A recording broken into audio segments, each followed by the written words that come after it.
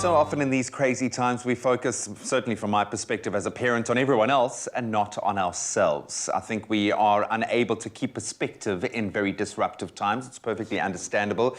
And then we run the risk of getting stuck in negative emotions and end up feeling completely overwhelmed or just buried by them. Well, this morning, we are going to chat to one of my favorite resources in the world and good friend, Nikki Bush, our human potential and parenting expert, and of course, author of the brand new book, Future Proof Yourself, for some practical, and I stress the word practical, ideas on how to keep perspective. We're going to go through a blow-by-blow on how we can do it today. Nikki, I love you. I love this topic, and I'm so grateful that we're going to be talking about this now because we have made ourselves, unfortunately, it's just happened organically, a distant second to everything else that's going on. You are obviously, and we've walked this path with you, are obviously no stranger to massive trauma and disruption in your own life. I've got to ask, did COVID trigger your trauma of losing your husband in late 2018? How have you been able to process what we've gone through over the last 18 months? So, Graham, that's a really good question because when we go through trauma, often previous traumas are triggered. And let's face it, COVID has been traumatic for every single person. It's been disruptive, it's brought change. And right at the beginning of COVID, in fact, it was 5 days before hard lockdown, I happened to be on a speaking roadshow through KZN. And it was a 4-stop roadshow. And on a Thursday night, I was speaking in Pietermaritzburg. And I actually had to get to Hilton in the Midlands for my B&B that night. So what do we all do when we need to get somewhere? We use satellite navigation tools like Waze or Google Maps. So I popped my address in of where I needed to get to. This was now 8:45 at night. And I just blindly followed the directions. So there I am driving up the hill, and I'd forgotten, being a Joburg girl, what happens in the Midlands in KZN at night. The mist comes down and I cannot see beyond the bonnet of my car. I had to pull over because there was no way I could continue driving. I felt completely lost, which is how many of us have felt during this COVID disruption. A few minutes later, somebody stopped in front of me, put their hazards on, came to my window, and it was this woman who had organized the event down in Maritzburg. And she said, "Nikki, I never travel this road at night because I know about the mist," because she lives in Hilton. Here I am driving into the unknown, and I'm feeling fearful. I'm feeling out of control, and I cannot see the future. And these are exactly the same feelings that I had when I was hunkered down in our bathroom when we were under attack during the home invasion in which my husband was killed. I couldn't see the future. I didn't know what was going on outside in my home, how many intruders there were, whether they were armed, what was happening to my husband, what was happening to my 18-year-old son.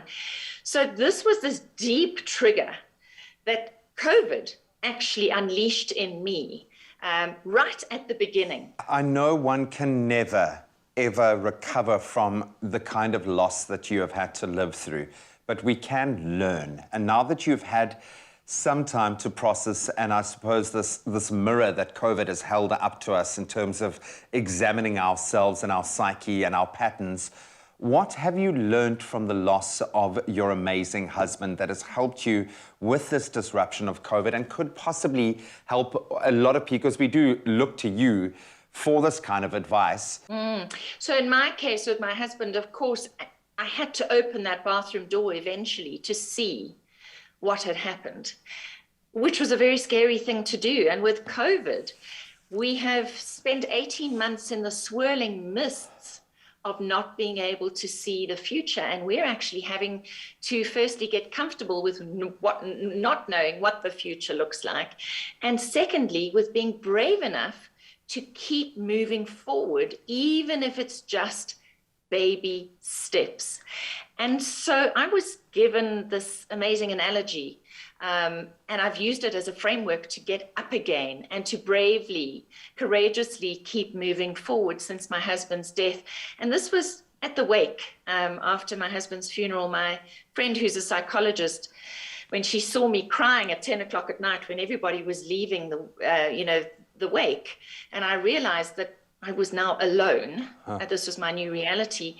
And she really encouraged me to try and turn this full stop moment into a comma, not the end of my life, but a pause in my life. And I think that that's so valuable for everybody, because things happen in life, that change things for us. Even becoming a parent changes everything, the most amazing gift, but it turns your life upside down. And we have to see things as, it's not the end of life, it's not the end of the world, but it's the end of the world as we know it. Yeah. And our job is to reinvent ourselves and reinvent the world, reinvent our new normal.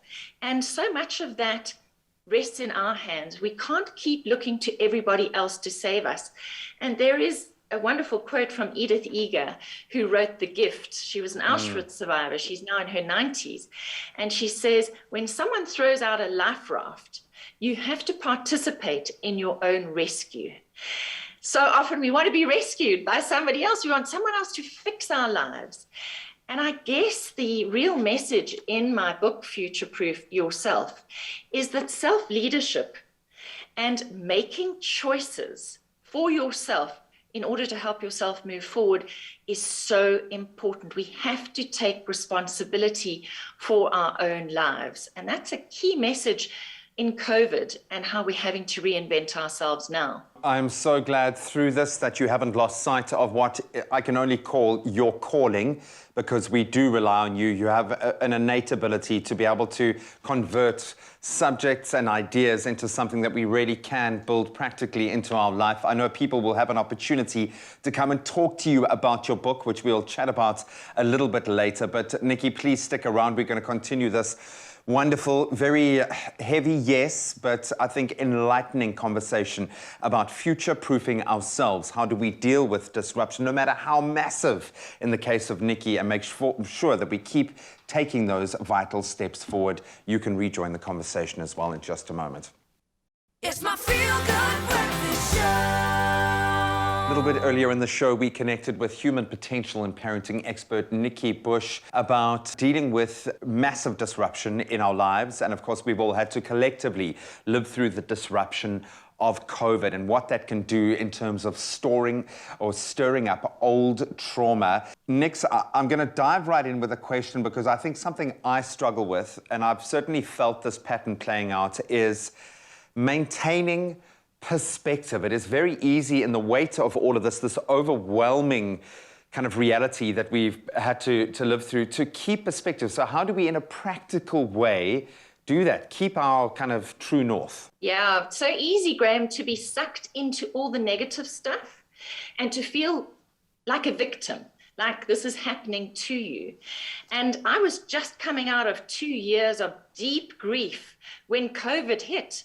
And I couldn't believe it. I kind of went, you've got to be kidding. I'm just starting to feel whole again. And now I've got to deal with this. And COVID was a real trigger for me for, depression and feeling like I was out of control again. And I did an exercise about 9 months after my husband's death that I did again during COVID. And I share with many of my audiences, in fact, every audience during COVID. And it's the collateral damage versus collateral beauty exercise. And our viewers can go onto my website and they can get hold of my Dancing with Disruption download under free stuff, which will give you all these details. But in essence, fold a piece of paper in half, write collateral damage on one side, collateral beauty on the other, and just stream of consciousness without judging. Write down anything for COVID that's been negative for you. And that can be big stuff and small stuff. Could be, job loss, could be financial, could be all sorts of things, or it could just be lockdown and loss of control. And then on the right-hand side, start looking at all the good stuff that's come out of COVID. And for me, just having my boys at home for 8 weeks during tight lockdown was like, wow, there've been some really interesting things. And look at all the new skills that we've all had to learn by necessity during COVID, which has expanded our repertoire and our sense of mastery enormously. So this is an exercise in keeping perspective so that you don't get sucked down that rabbit hole of only seeing the negative side of any situation. Even you, Graham, I know your kids are away with Lindsay in the UK. You can go and do this exercise for yourself right now, because I promise you, as much as you're missing them and it's, tough for you, there are also some things that could be really positive for all of you right now, just because you're apart, even just appreciating each other more. Or maybe you can be watching some TV shows that you wouldn't normally watch when you've got children. Completely. I've already done every home project in the last 3 days that I thought would take me 3 months to do.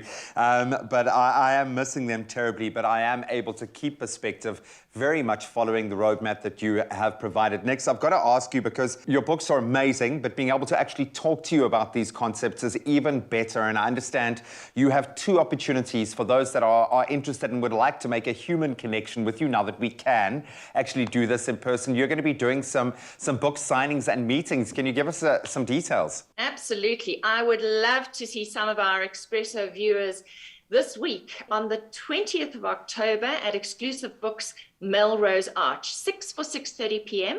Get your free tickets from my online shop at nikkibush.com. And I really look forward to seeing you. I'll be chatting about my book in the store. Obviously, social distancing will apply, but it is an opportunity for us to meet face to face and for me to sign your books. And you can ask me any questions you would like.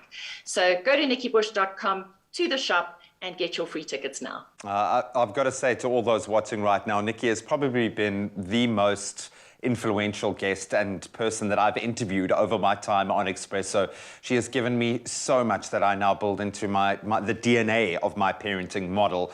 So I really do suggest you go out there and show her some love. Give her a virtual hug just from me, because I love her and miss her even more after what we've spoken about today. Nikki, thank you so much. Beautiful chat, some beautiful observations as well. Enjoy the book signings. Thank you so much, Graham. That is human potential and parenting expert, Nikki Bush. And make sure that you get the opportunity now to meet her in person, yes, but also go onto her website, have a look at all the free stuff. There are some amazing downloads and resources that you can lean on at any moment, and I suggest you do.